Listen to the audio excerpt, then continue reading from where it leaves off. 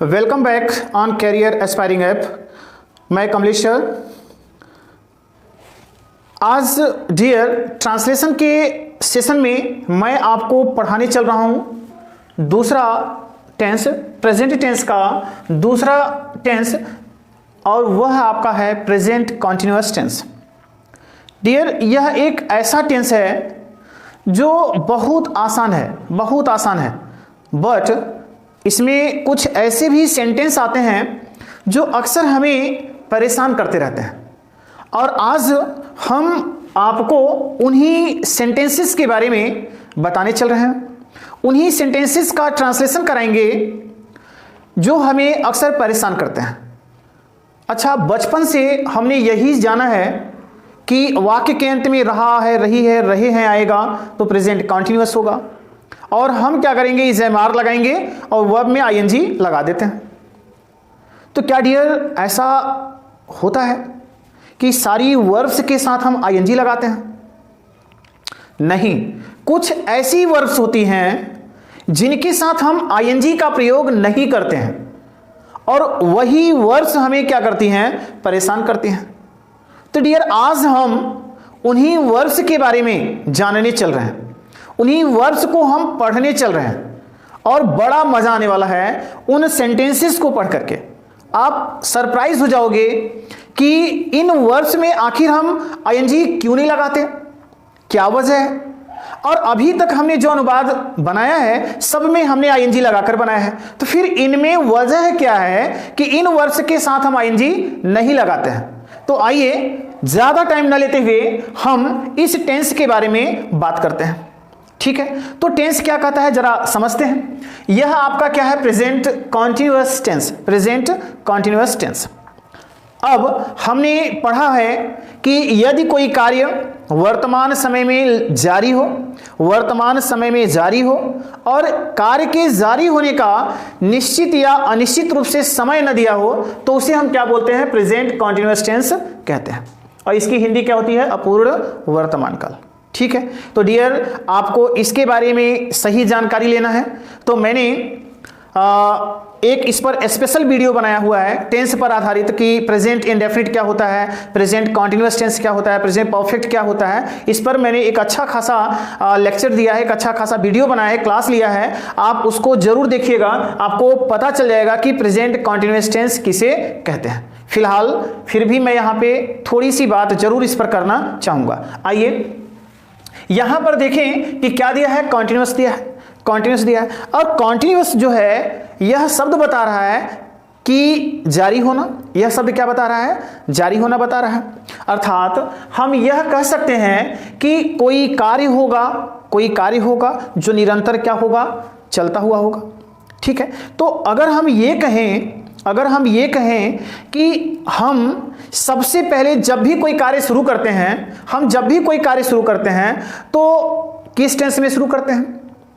तो आप कहोगे कि सर हम कार्य शुरू करते हैं तो प्रेजेंट में करते हैं, लेकिन प्रेजेंट में करते हैं तो इंडेफिनिट में करते हैं, कॉन्टिन्यूअस में करते हैं कि परफेक्ट में करते हैं, किस में करते हैं?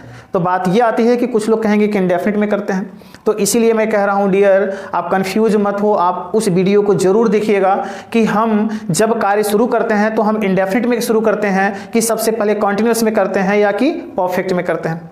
ठीक है, तो आइए उसको जरूर देखिएगा, आपकी ये कंफ्यूजन क्लियर हो जाएगा।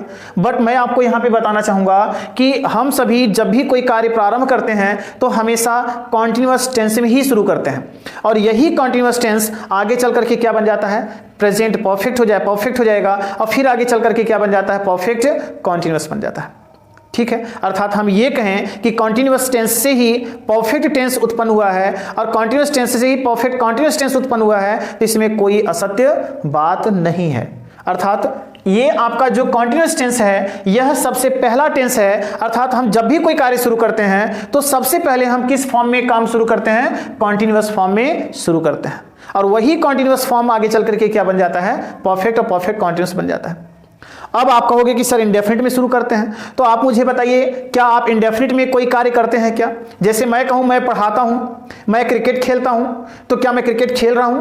नहीं खेल रहा हूं। मैं तो सिर्फ अपने कार्य के बारे में सूचना दे रहा हूं कि मैं ऐसा करता हूं। तो आप मुझे बताइए हमने कार्य कहां किया?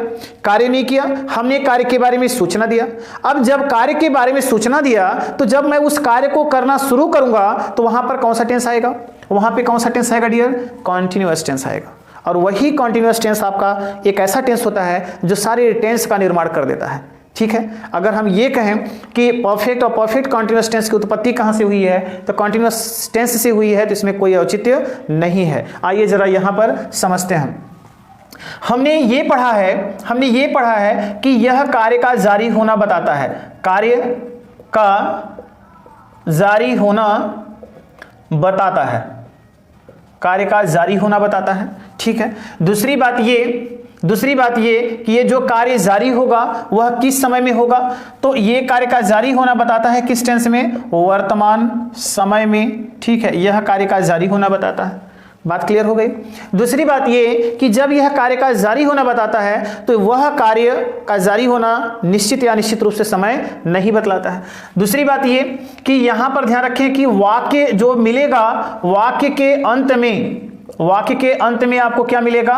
रहा है, रही है, रहे हैं, रहे हो और रहा हूं, ये शब्द मिलेंगे।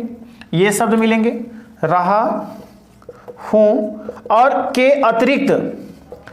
अतिरिक्त मिलेगा हुआ है, हुई है, हुए हैं। ठीक है, तो डियर ये शब्द अगर वाक्य के अंत में वर्ब के साथ अगर ये शब्द मिलते हैं, रहा है, रही है, रहे हैं, रहे हो, रहा हूं, हुआ है, हुई है, हुए हैं, ये शब्द अगर वाक्य के अंत में वर्ब के साथ मिलते हैं तो डियर वह आपका कौन सा टेंस होगा? प्रेजेंट कॉन्टिन्यूअस होगा। बट एक और बात आप जान लीजिए, क्या जितने सेंटेंस के अंत में ये रहा, रही, रहे, हुआ, हुई, हुए हैं ये सब जुड़ा होगा वही प्रेजेंट कॉन्टिन्यूअस होगा? या फिर कुछ ऐसे भी सेंटेंस होते हैं जिनके अंत में ये शब्द नहीं आते, फिर भी वो कॉन्टिन्यूअस टेंस में प्रयोग होते हैं, तो मुझे ये बताइए अगर मैं कहूं कि मैं लेटा हूं, मैं बैठा हूं, मैं खड़ा हूं, क्या इनके अंत में भी रहा, रही, रहे, हुआ, हुई, हुए शब्द आ रहे हैं? आप कहोगे नहीं आ रहे हैं। तो डियर आप ही बताइए कि जब इनके अंत में रहा, रही, रहे, हुआ, हुई, हुए शब्द नहीं आ रहे हैं तो क्या ये प्रेजेंट कॉन्टिन्यूअस टेंस नहीं होंगे क्या? तो आप कहोगे कि नहीं होंगे। बट लेकिन जरा सोचिए कि अगर मैं बैठा हूं तो क्या बैठने का कार्य जारी नहीं है? या मैं लेटा हूं तो क्या लेटने का कार्य जारी नहीं है? ये कंटिन्यूटी को बता रहे हैं, ये क्रियाएं कंटिन्यूटी को बता रही हैं। इसका मतलब क्या यह प्रेजेंट कॉन्टिन्यूअस टेंस नहीं होना चाहिए? तो डियर ये क्या होते हैं? प्रेजेंट कॉन्टिन्यूअस टेंस ही होता है। इसलिए ध्यान रहे कि केवल इन्हीं पर मत टिके रह जाइएगा कि अगर ये सभी वाक्य के अंत में आएंगे तभी प्रेजेंट कॉन्टिन्यूअस टेंस होगा। ना, कुछ ऐसी भी क्रियाएं होती हैं जिनके अंत में रहा है, रही है, रहे हैं, हुआ, हुई, हुए नहीं आता है, वो क्रियाएं भी कॉन्टिन्यूअस टेंस में प्रयोग की जाती हैं। ठीक है, तो आगे मैं एग्जांपल के थ्रू उनको मैं बता दूंगा, आप परेशान न होइए। आइए, ये आपके दो मेन पॉइंट्स हो गए। तीसरा पॉइंट ये है कि हम इनके साथ क्या लगाते हैं? इज लगाते हैं। हम इनके साथ क्या लगाते हैं? एम लगाते हैं। और इनके साथ हम क्या लगाते हैं? आर का प्रयोग करते हैं। ठीक है, तो डियर ये जो इज है इसका प्रयोग हम किसके साथ करेंगे? आपको मैंने present indefinite non action verb में बताया हुआ है। आपको वो चीजें अगर याद होंगी तो ठीक है, नहीं याद होंगी तो चलिए मैं एक बार फिर से बता देता हूं। जो इज दिया हुआ है यह आपकी जो एचवी है, यह प्रयोग ही यह, वह, नाम, हर, प्रत्येक और साथ ही साथ एक वचन के सब्जेक्ट के साथ, सिंगुलर सब्जेक्ट के साथ हम क्या लगाते हैं? इज का प्रयोग करते हैं। ठीक है, आइए यहां पर एम दिया है तो इसका प्रयोग किसके साथ करेंगे? मैं के साथ। ये जो आर दिया है इसका प्रयोग हम करेंगे किसके साथ? हम, तुम, आप, वे और प्लस आपका क्या हो जाएगा, बहुवचन सब्जेक्ट के साथ, बहुवचन सब्जेक्ट के साथ हम किसका प्रयोग करते हैं, आर का प्रयोग करते हैं। इतनी बात क्लियर हो गई। चलिए, तो ये बातें आप ध्यान रखिएगा। और अगला मेन पॉइंट क्या बनता है, अगला मेन पॉइंट ये है कि जो मेन वर्ब होगी, जो मेन वर्ब होगी इसे हम फर्स्ट फॉर्म में प्रयोग करेंगे, फर्स्ट फॉर्म में, और इसके साथ हम क्या कर देंगे, आईएनजी जोड़ देते हैं।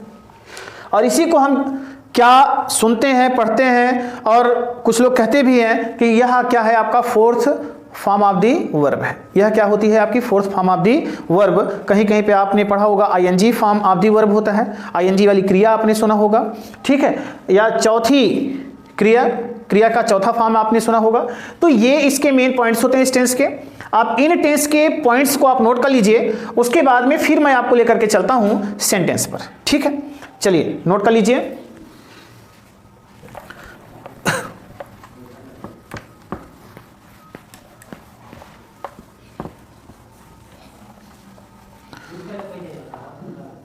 तो ये आपका हो गया प्रेजेंट कॉन्टिन्यूअस टेंस। मैंने आपको सारे रूल्स बता दिए। अब रूल्स बताने के बाद हम आपको बताने चल रहे हैं कि इस टेंस में हम कितनी प्रकार की वर्ड्स का स्टडी करेंगे, ठीक है, कितनी प्रकार के वर्ड्स का हम स्टडी करेंगे। तो इन वर्ड्स में आएंगे तो डियर याद रखें, इस टेंस में दो प्रकार की वर्ड्स को हम पढ़ते हैं। इस टेंस में दो प्रकार की वर्ब्स को पढ़ते हैं।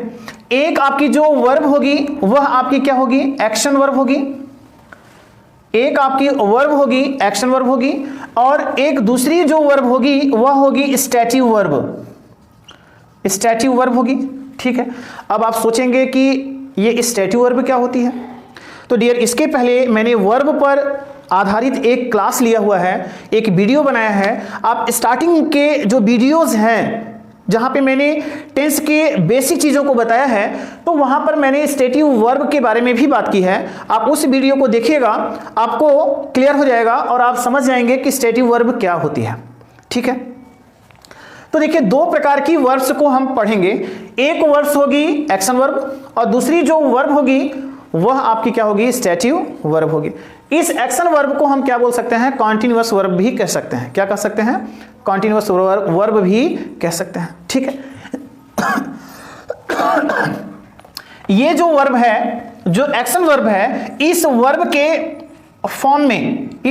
फॉर्म में हम क्या जोड़ेंगे, आईएनजी जोड़ते हैं। क्या जोड़ते हैं, आईएनजी जोड़ते हैं। बट ये जो स्टैटिव वर्ब होती है डियर, इस स्टैटिव वर्ब में जो वर्ब आएगी वह इंडेफिनिट फॉर्म में प्रयोग होगी, इनडेफिनिट फॉर्म में प्रयोग होगी, ठीक है। तो हम आपको दो क्रियाएं बताया हमने। एक का एक्शन वर्ब, इसमें हम क्या करेंगे, जो वर्ब आएगी उसमें आईएनजी जोड़ेंगे। और स्टैटिव वर्ब मैंने कहा यह क्रिया इंडेफिनिट फॉर्म में प्रयोग की जाएगी। तो आइए हम सबसे पहले इस वर्ब को पढ़ते हैं, उसके बाद में फिर हम इस वर्ब की बात करेंगे। और डियर इस टेंस को मैं फुल डिटेल्स पढ़ाऊंगा, और मैं आपसे प्रॉमिस करता हूं कि आप एक बार इस टेंस को पढ़ लेंगे इस ऐप पर, तो फिर आपको कहीं और भटकने की जरूरत नहीं पड़ेगी। आपको दोबारा कॉन्टिन्यूअस टेंस को पढ़ने की जरूरत नहीं पड़ेगी। आपकी सारी जिज्ञासाएं, जो आपकी क्यूरियोसिटी है, सारी चीजों को मैं यहीं पर क्लियर कर दूंगा, आपका कंफ्यूजन क्लियर कर दूंगा, सब कुछ फाइनल हो जाएगा। एक बार अगर आप पढ़ लोगे तो प्रॉमिस है कि आपको दोबारा कहीं और जाने की जरूरत नहीं पड़ेगी। तो आइए सबसे पहली वर्ब हम शुरू करने चल रहे हैं, और कौन सी वर्ब है, वो आपका एक्शन वर्ब, जिसे हम कॉन्टिन्यूअस वर्ब भी कहते हैं। तो चलिए हम इसका स्ट्रक्चर देखते हैं और उसके बाद एक्सरसाइज करते हैं। तो स्ट्रक्चर इसका देखिएगा, इसका जो कॉन्सेप्ट होता है, कॉन्सेप्ट कहता है कि डियर सबसे पहले आपको क्या लिखना है, सब्जेक्ट लिखना है। सबसे पहले क्या लिखना है, सब्जेक्ट लिखना है। सब्जेक्ट के बाद आपको यहां पर क्या ले आना है, इज, एम, और फिर आपको क्या ले आना है, आर ले आना है। फिर आपको यहां पर क्या ले आना है, एमवी फर्स्ट फॉर्म, और प्लस आपको क्या जोड़ देना है, इसके साथ आईएनजी जोड़ना है। फिर आपको यहां पर क्या ले आना है, ऑब्जेक्ट ले आना है। फिर आपका ईटीसी हो जाएगा, अदर वर्ड हो जाता है, एक्सेट्रा हो जाता है। तो डियर इस कॉन्सेप्ट के आधार पर आपको क्या करना है, ट्रांसलेशंस करने हैं, ठीक है। तो चलिए अब हम अनुवाद करते हैं, कैसे सेंटेंस आएंगे इनको समझते हैं। जैसे पहला सेंटेंस, मैं आपकी प्रतीक्षा कर रहा हूं, मैं आपकी प्रतीक्षा कर रहा हूं। तो डियर पहले आप कॉन्टिन्यूअस फॉर्म को पढ़िएगा, फिर आगे हम एक एक करके सारे क्वेश्चंस को हल कराते चलेंगे, सारे टाइप के सेंटेंस को बताते चलेंगे। तो मैं आपकी प्रतीक्षा कर रहा हूं, हमने ये सेंटेंस पाया। सबसे पहले हम ये चेक करते हैं कि लास्ट में क्या दिया है, तो हमें मिला रहा हूं, और ये रहा हूं बता रहा है कि यह आपका क्या है, प्रेजेंट कॉन्टिन्यूअस टेंस है। क्या है आपका प्रेजेंट कॉन्टिन्यूअस टेंस। इतनी बात क्लियर हो गई। तो ध्यान रखें, जो स्टैट्यू वर्ब आएगी, स्टैट्यू वर्ब में भी रहा, रही, रहे आएगा, बट ध्यान रखिए वह क्रिया इंडेफिनिट फॉर्म में प्रयोग होगी। अब आप यहां पे कंफ्यूज हो गए कि अब हम कैसे डिसाइड करें कि ये स्टैट्यू है या कॉन्टिन्यूअस है, स्टैट्यू है या फिर कॉन्टिन्यूअस है। तो डियर मैं आपको बताऊं कि जो स्टैट्यू वर्ब है, जो स्टैट्यू वर्ब होती है, वह एक्शन होते हुए दिखाई नहीं पड़ती डियर, एक्शन होते हुए दिखाई नहीं पड़ती, और साथ ही साथ आप उसके एक्शन को रोक भी नहीं सकते, उसके एक्शन को आप रोक भी नहीं सकते, वह होती है स्टैट्यू वर्ब। जैसे मैं कहूं कि मैं आपको पहचान रहा हूं, मैं आपको पहचान रहा हूं। मैंने ये सेंटेंस लिखा। अब जरा देखिए कि लास्ट में यहां पर भी रहा हूं दिया है और यहां पर भी रहा हूं दिया है। तो अब हम कैसे डिफरेंस करें कि कौन सी वर्ब स्टैट्यू है और कौन सी वर्ब कॉन्टिन्यूअस है। ठीक है, तो मैंने कहा कि स्टैट्यू वर्ब में जो एक्शन होता है वह आप रोक नहीं सकते। दूसरी बात, उस एक्शन को होते हुए आप जो है देख नहीं सकते, उस एक्शन को होते हुए देख नहीं सकते। जैसे ये बताइए, यहां पर क्या दिया है, पहचानना। अगर मैं कहूं कि मैं आपको पहचान रहा हूं, मैं आपको पहचान रहा हूं, तो क्या आप एक्शन जो हो रहा है, पहचानने का एक्शन हो रहा है, क्या आप उस एक्शन को देख रहे हो? क्या आप उस एक्शन को देख रहे हो? आप कहोगे नहीं देख रहे हैं। फिर मैं आपसे कहूं कि क्या मैं आपको पहचान रहा हूं, तो आप रोक दो, मेरे पहचानने के कार्य को रोक दो, तो क्या आप रोक सकते हो? आप कहोगे नहीं रोक सकते। जब हम जिस चीज को देख नहीं पा रहे हैं तो भला हम उसको कैसे रोकेंगे? तो डियर यही वर्ब क्या होती है, स्टैट्यू वर्ब होती है। यही वर्ब क्या होती है, स्टैट्यू वर्ब होती है। और स्टैट्यू वर्ब में हम कभी भी आईएनजी का प्रयोग नहीं करते, हम क्या करते हैं, उसका प्रयोग इंडेफिनिट फॉर्म में करते हैं। ठीक है, तो आइए अब आपको समझ में आ गई होगी बात। हम आते हैं यहाँ पे कॉन्टिन्यूअस फॉर्म में। तो यहां पर जब इसका अनुवाद करेंगे डियर, तो सबसे पहले हमें क्या मिल रहा है, सब्जेक्ट मैं। तो मैं का अंग्रेजी क्या करोगे आप, आई लगाओगे। फिर सीधे आओगे यहां पर एचवी, एचवी क्या दिया है, हूं। इस हूं की अंग्रेजी हमें यहां पर ले आना है। तो हूं का अंग्रेजी क्या होता है, एम। हमने क्या किया, एम, आई एम हो गया। अब रहा रही कि पहले आओ तो वर्ब क्या मिल रही है, प्रतीक्षा करना। और प्रतीक्षा करना का अंग्रेजी क्या होता है, वेट होता है। क्या होता है, वेट, WAIT। तो हो जाएगा आई एम वेट, और यहां पर क्या दिया है डियर, रहा रही, तो यहां पर क्या जोड़ दोगे, ING। हो जाएगा आई एम वेटिंग। क्या हो जाएगा, आई एम वेटिंग। फिर इसके आगे जाओगे तो हमें क्या मिल रहा है, ऑब्जेक्ट। हमें क्या मिल रहा है, ऑब्जेक्ट मिल रहा है। तो डियर याद रखें, वर्ब के इस वर्ब के बाद यदि कोई ऑब्जेक्ट है, इस वर्ब के बाद यदि कोई ऑब्जेक्ट आता है तो हम प्रीपोजिशन क्या लगाते हैं, फॉर लगा देते हैं। तो ये बन जाएगा आई एम वेटिंग फॉर, और आपकी की मीनिंग क्या हो जाएगा, यू। इस तरह से आपका ये सेंटेंस बन जाता है। ठीक है, I am waiting for you, इस तरह से हम इस सेंटेंस का अनुवाद करते हैं। ठीक, दूसरी बात, अगर मान लीजिए इसका हम नेगेटिव करना चाहें तो जैसे मैंने लिखा, मैं आपकी प्रतीक्षा नहीं कर रहा हूं, क्या लिख दिया, नहीं आ गया। तब कैसे इसका ट्रांसलेशन करोगे? तो बस बड़ा आसान है, आपको आई एम नॉट और यहां पर क्या करना है, वेटिंग फॉर यू, इस तरह से हम बना देते हैं। अर्थात हम इस HV के साथ क्या जोड़ देते हैं, नॉट को जोड़ देते हैं, तो ये हमारा नेगेटिव बन जाता है। ठीक है डियर, आप इसे नोट कर लें, फिर हम चलते हैं अगले एग्जाम्पल पर।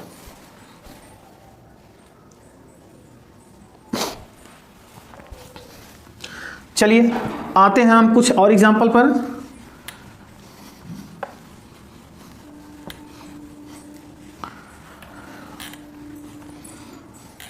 देखें जरा, अगर मैं कहूं कि मेरी कलम अच्छा चल रही है, मेरी कलम अच्छा चल रही है, तो चलिए बनाते हैं। हम क्या करेंगे, सबसे पहले सब्जेक्ट देखेंगे, तो यहां पे क्या करेंगे, मेरी कलम का लिखेंगे माई पेन, अच्छा एक बात और, अगर मैं यहां पर इसको ये कर दूं तो मेरी कलम ठीक चल रही है, तो बात एक ही होगी। चलिए, तो हमने क्या किया, माई पेन, अब ये सिंगुलर है इसलिए है की मीनिंग आप यहां पे क्या लगाओगे, इज, तो हो गया माई पेन इज। चलिए हो गया। अब यहां पे चलना की मीनिंग हम क्या करें, तो डियर आप जानते हैं पेन क्या करती है, राइट करती है, तो आप यहां पे क्या कर लोगे, चलना का अंग्रेजी WRITING, राइटिंग। और ठीक है अच्छा का अंग्रेजी क्या करोगे, गुड नहीं वेल करना पड़ेगा, क्योंकि ये ठीक और अच्छा शब्द किसकी विशेषता बतला रहे हैं, इस वर्ब की विशेषता बतला रहे हैं। और डियर जो वर्ब की विशेषता बतलाए वह आपका क्या होता है, एडवर्ब होता है, अर्थात ये आपका क्या है, एडवर्ब है। ठीक है, इसलिए ध्यान रखें, मेरी कलम का माई पेन, है का अंग्रेजी क्या करोगे, इज, चलना का अंग्रेजी राइटिंग, ठीक है, और ठीक है अच्छा का अंग्रेजी हम क्या कर देते हैं, वेल कर देते हैं, तो हो जाएगा माई पेन इज राइटिंग वेल। ठीक है, अब मान लीजिए कि मैं यहां पर कर दूं मेरी कलम ठीक नहीं चल रही है, तो हम क्या करेंगे, इसका बनाएंगे तो हो जाएगा माई पेन, फिर लिखेंगे इज नॉट, फिर क्या करेंगे राइटिंग वेल, इस तरह से हम इसको बना देंगे, my pen is not writing well. बात क्लियर हो गई। चलिए अब हम चलते हैं कुछ और सेंटेंस को देखते हैं। जैसे मैंने लिखा वर्षा हो रही है, इसका हम अनुवाद कैसे करेंगे, इसका अनुवाद कैसे करेंगे, तो देखें जरा यहां पर क्या दिया, वर्षा होना ये आपका क्या है, वर्ब है, वर्षा होना ये क्या है आपका वर्ब है। अब हम इसका अनुवाद जब करेंगे डियर, तो हमें यहां पे कोई सब्जेक्ट मिल नहीं रहा है, तो जब सब्जेक्ट नहीं मिल रहा है तो हम एक काम करते हैं, हम ये देखेंगे कि ये जो एक्शन हो रहा है यह कैसा एक्शन है, कैसा एक्शन है, क्या कहीं यह एक्शन नेचुरल तो नहीं है। अगर यह एक्शन नेचुरल है, प्राकृतिक है, यह एक्शन नेचुरल है, प्राकृतिक है, तो डियर याद रखें हम ऐसे सेंटेंस का अनुवाद करने के लिए हमेशा इट का प्रयोग करते हैं, तो हम यहां पर क्या लगा देंगे, इट लगा देंगे। हमने इट लगा दिया।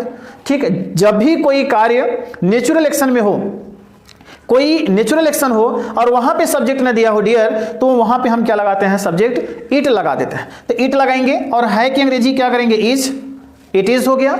और वर्षा होना का अंग्रेजी क्या होता है, रेन होता है, तो हम इसमें क्या कर देंगे, रेनिंग कर देंगे, इट इज रेनिंग। एक कंडीशन तो ये हो गया।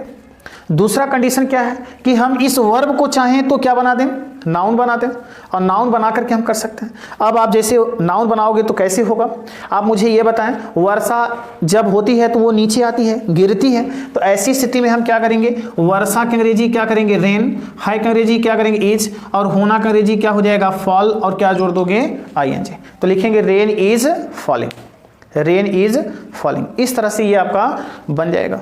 ठीक है, अब इसके बाद अगर मैं कहूं इस तरह से कि बर्फ गिर रही है, बर्फ गिर रही है, ठीक है, या कहूं बर्फ पड़ रही है, बर्फ पड़ रही है, तो कैसे बनाओगे, हम क्या करेंगे, देखेंगे कि ये क्या है, नेचुरल वर्क है, नेचुरल वर्क है। अगर ये नेचुरल वर्क है तो हम इसमें क्या लगा लें, इट लगा लें, और जब डियर इट लगाएंगे तो है की मीनिंग क्या कर देंगे, इज, और बर्फ पड़ना का अंग्रेजी या बर्फ गिरना का अंग्रेजी स्नो करके क्या जोड़ दोगे, ING, तो ये बन जाएगा इट इज स्नोइंग।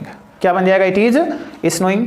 ठीक है, निगेटिव करोगे, बर्फ नहीं गिर रही है या बर्फ नहीं पड़ रही है, तो हम क्या करेंगे, इसका करेंगे इट इज नॉट, और फिर क्या कर देंगे, स्नोइंग कर देंगे, इट इज नॉट स्नोइंग करेंगे, इस तरह से बन जाएगा। ठीक है, चलिए इसके बाद क्या हम इसका भी प्रयोग फॉल के माध्यम से कर सकते हैं, क्या फॉलिंग के माध्यम से इसका प्रयोग कर सकते हैं, तो बिल्कुल कर सकते हैं। आइए जरा देखिए, जैसे वर्षा ऊपर से नीचे आती है उसी तरह से बर्फ भी आती है, तो हम क्या करेंगे, इसको बना सकते हैं snow, snow is falling, snow is falling, और इसका नेगेटिव करोगे तो हो जाएगा स्नो इज नॉट, और फिर यहां पे क्या बन जाएगा, फॉलिंग। इस तरह से आपका ये सेंटेंस बन जाएगा। ठीक है, अब जैसे मान लीजिए कुछ और सेंटेंस लेकर आते हैं। अगर मान लीजिए हमने लिखा सुबह हो रही है, सुबह हो रही है, शाम हो रही है, दोपहर हो रही है, सूर्योदय हो रहा है, रात हो रही है। ठीक है, अगर ये सेंटेंस आपके आते हैं, उजाला हो रहा है, अंधेरा हो रहा है, ठीक है, तो डियर याद रखें ये सब समय बताते हैं, और ये जो एक्शन को बताते हैं ये नेचुरल एक्शन होता है, इसलिए डियर याद रखें इनके साथ हम क्या लगाएंगे, इट लगाएंगे। ठीक है। फिर है की मीनिंग क्या करोगे, इज लगाओगे।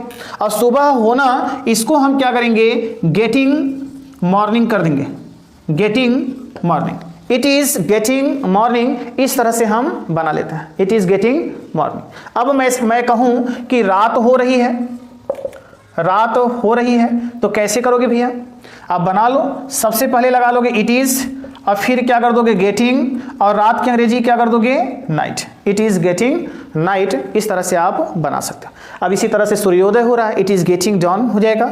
दोपहर हो रहा है, इट इज गेटिंग नून हो जाएगा। मध्य रात्रि हो रही है, इट इज गेटिंग मिडनाइट हो जाएगा। शाम हो रही है, इट इज गेटिंग इवनिंग हो जाएगा। इस तरह से आप क्या कर सकते हैं, ऐसे सेंटेंस का अनुवाद बना सकते हैं। ठीक है, चलिए आगे आइए, कुछ और सेंटेंस देखते हैं।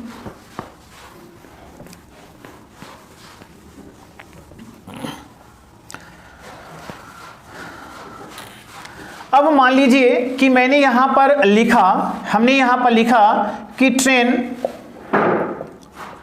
चल रही है, ट्रेन चल रही है।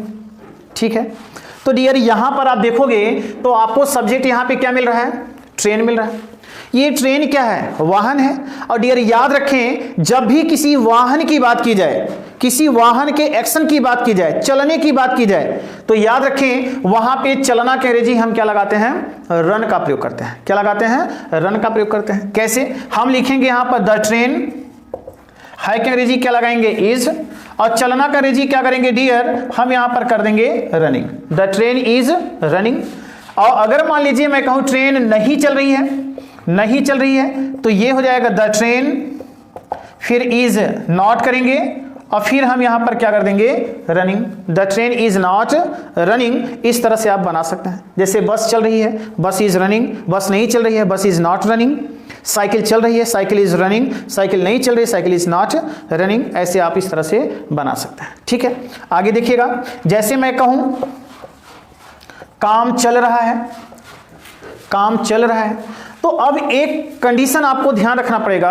आपको यह देखना पड़ेगा कि यहां का सब्जेक्ट क्या है, काम है। अब जरा ये बताइए कि जो काम है वह कौन सी नाउन है। क्या आप काम जो है इसको छू पकड़ सकते हैं, देख सकते हैं? क्या इसका कोई रूप रंग आकार होता है? तो शायद आप कहोगे नहीं होता है। अगर नहीं होता है डियर, तो मुझे ये बताएं कि ये कौन सी नाउन होगी। आप कहोगे ऐसी संज्ञा तो ऑब्स्ट्रैक्ट नाउन होती है। तो डियर जब ऑब्स्ट्रैक्ट नाउन हो और जब ऑब्स्ट्रैक्ट नाउन एक्शन की बात करे, तो ध्यान रखें ऐसे सेंटेंस का अनुवाद हम गोइंग ऑन के माध्यम से करते हैं। कैसे, हम यहां पर क्या करेंगे, काम, काम का अंग्रेजी क्या करेंगे, द वर्क, है का अंग्रेजी इज, और चलना का अंग्रेजी क्या कर देंगे, going on. The work is going on. इस तरह से आपका ये हो जाएगा। ठीक है, इसी तरह से आप कक्षाएं चल रही हैं, the classes are going on. सभा चल रही है, the meeting is going on. इस तरह से आप बना सकते हैं।